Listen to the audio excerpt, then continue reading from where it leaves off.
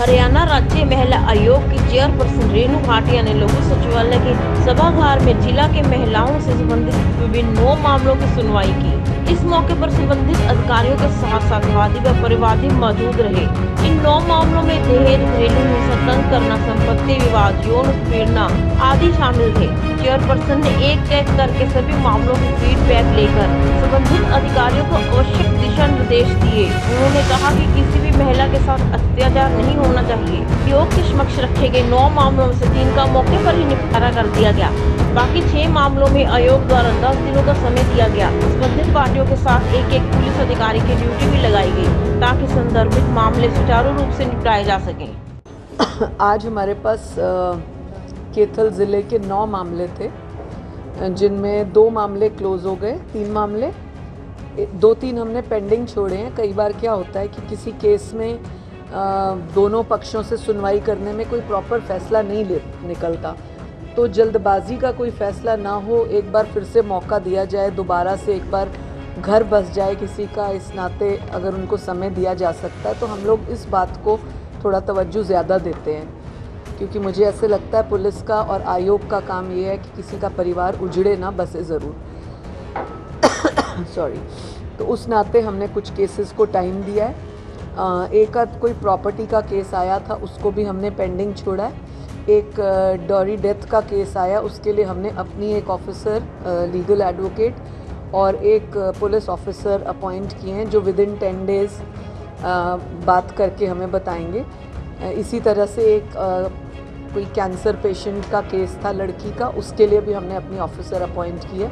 तो कुछ केसेस हमें इस तरह से पेंडिंग छोड़ने पड़ते हैं। वाइफ का मैटर हमारे पास आया था, जिसमें हस्बैंड ने कई बार बदतमीज़ी की, इवन आयोग के साथ की, इवन पुलिस के साथ की, डीएसपी अपॉइंट किया था उसके साथ भी की। और उस लड़के का उस आरोप था कि लड़की फिज़िकली फिट नहीं है, और उसने बहुत ही हल्के शब्दों के साथ इस्तेमाल किया कि ये लड़की किसी काम के काबिल नहीं है, इंसान शादी क्यों करता है। मैं पूछती हूँ आप मीडिया वालों से भी कि कोई अगर लड़की आपके साथ शादी होकर आती है तो क्या पुरुष की केवल एक ही मानसिकता होती है, और वही रीज़न सिर्फ पत्नी छोड़ने का होता है, जिसको हम लोग वायबल नहीं मानते। अगर उस लड़की की कोई गलती होती, कोई और बात होती, फिर हमने उस दोनों की जो है मेडिकल जांच के आदेश दिए। इन आदेशों में लड़की की तो मेडिकल जांच पहले भी इंक्वायरी में हुई, दोबारा जब आयोग के पास आई तब भी मेडिकल जांच हुई, परंतु उस लड़के ने अपनी एक बार भी मेडिकल जांच नहीं कराई, चाहे उसने प्रेशर किया, चाहे मनमानी की। और इसमें हमने आईओ अपॉइंट की हुई थी कि वो मेडिकल जांच करा के लाएगी, तो उस आईओ ने भी लिंगर ऑन केस किया या उस केस को दिलाई दी। तो इसलिए हमने आईओ के ऊपर पुलिस इंक्वायरी, जो डिपार्टमेंटल इंक्वायरी बनती है, उसको कहा है। इसके अतिरिक्त दोबारा हमने इस केस को उठाया है और 1 हफ्ते का टाइम दिया है, और लड़के को हम दोबारा बुला के उसकी भी मेडिकल जांच कराएंगे। मैम आईओ मैम आयोग के सामने बोल रही थी मैडम, और मतलब देखिए आयोग एक्शन लेगा मैम। देखिए आयोग ने ऑलरेडी एक्शन दिया था, और मैंने सुबह भी एसपी को मना किया था कि वो आईओ हमारे सामने आए ही ना, परंतु केस की वजह से वो आई, और आप लोगों ने भी देखा उसने किस तरह से भाषा का प्रयोग किया। यदि हमने उससे प्रश्न पूछा है कि तुम्हें हमने मेडिकल जांच के लिए कहा था, क्यों नहीं कराया, बावजूद उसके जब लड़का ना कराए, अरे किसी लड़की का तुमने 3-3 बार मेडिकल कराया है, हमारे ही तो आदेशों पे कराया है, तो तुम लड़के का मेडिकल क्यों नहीं करा सकती, फिर किस बात की अफसरी है।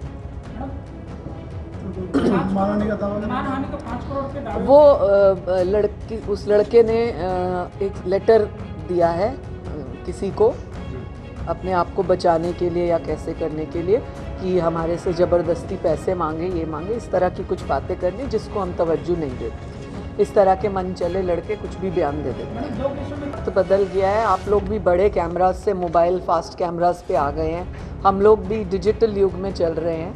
आज अगर किसी को मेडिकल रिपोर्ट में कैंसर साबित हो गया है और उसका इलाज चल रहा है, उसके बाद मुझे लगता है ये जो हम तांत्रिक वाली विद्या मानते हैं, ये हमारी मन की मान्यता तो ज़रूर हो सकती है, पर उसको एक बेस बनाकर केस को रजिस्टर करना या उसको बेस बनाकर इलाज ना कराना, मुझे लगता है ये समझदारी नहीं है।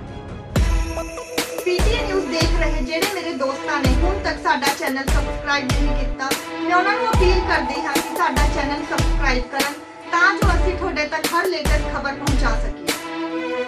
ਧੰਨਵਾਦ।